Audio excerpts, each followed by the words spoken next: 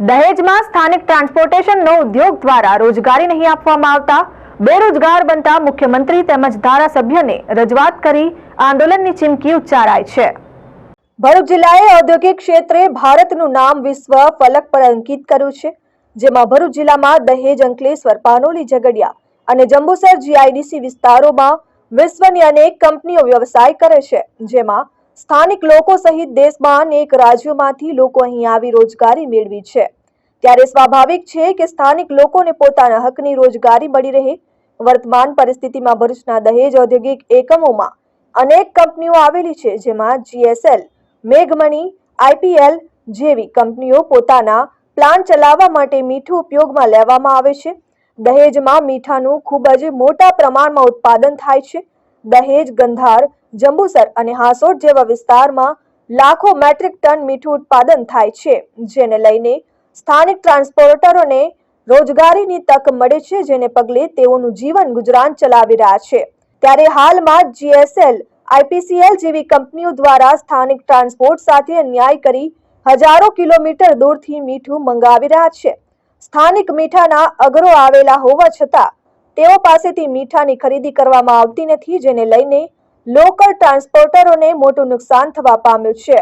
દહેજ વિસ્તારની કેટલીક કંપનીઓ દ્વારા સ્થાનિક મીઠાના અગરો પાસેથી માત્ર કાગળ ઉપર મીઠાની ખરીદી બતાવી દેવામાં આવે છે, પરંતુ સત્ય વાત તો એ છે કે દહેજની જીએસએલ, આઈપીસીએલ જેવી મોટી કંપનીઓમાં એચઆર અને સિનિયર મેનેજરો બની બેઠેલા સાહેબો પોતાની મિલીભગતને કારણે હજારો કિલોમીટર દૂરથી નહીં પોસાય તેવા ભાવે મીઠાની ખરીદી કરી પોતાની જ રોકડી કરી રહ્યા હોવાના આક્ષેપો કરાયા છે, જેના કંપનીના કેટલાક મોટા અધિકારીઓની મિલીભગત સામે આવી રહી છે।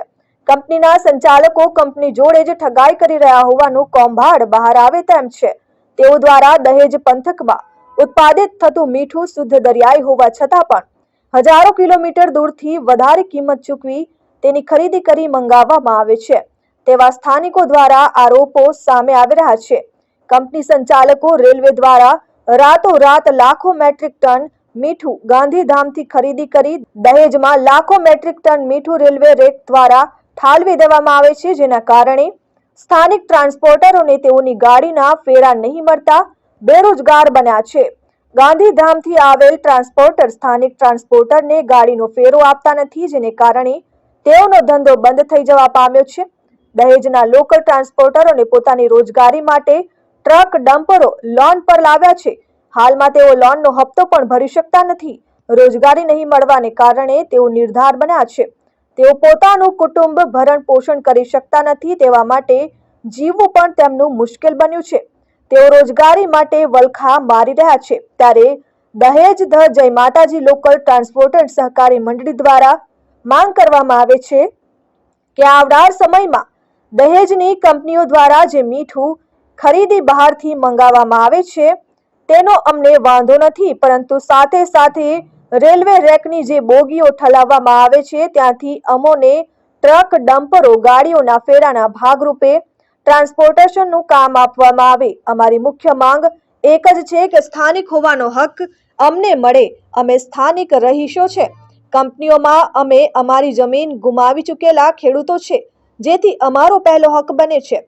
સ્થાનિક રોજગારી અમોને જ મળવી જોઈએ। જો આવનાર સમયમાં સ્થાનિક ટ્રાન્સપોર્ટરોને કામ નહીં આપવામાં આવે તો જરૂર પડે તો ઉગ્ર આંદોલનની ચીમકી પણ ઉચ્ચારી હતી। હવે જોવું એ રહ્યું કે આવનાર સમયમાં દહેજની કંપનીઓ દ્વારા સ્થાનિકોને તેઓનો હક આપવામાં આવે છે કે નહીં, કે પછી આંદોલનનું રણ સિંગું ફૂંકાય છે। 2001થી જય માતાજીનું લોકલ ટ્રાન્સપોર્ટનો ધંધો ચાલે ત્યારથી 5 વર્ષ પહેલાં 5 વર્ષ પછી રેક આવે છે, એમાંથી આ લોકો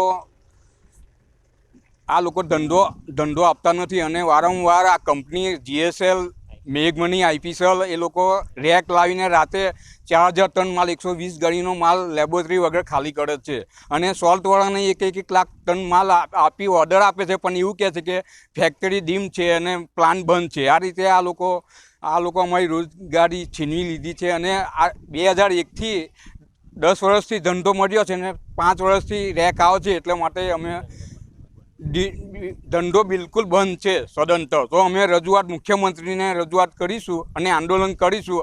અને અમે જેટલા ગાડીઓ 120 ગાડી જેટલા અમે આંદોલન કરીને ભરૂચમાં કલેક્ટર શ્રી મામલતદારશ્રીને આવેદનપત્ર આપીને ફેક્ટરીમાં અમે દરેકને અલગ અલગ નોટિસ આપીને અમે આંદોલન કરીશું.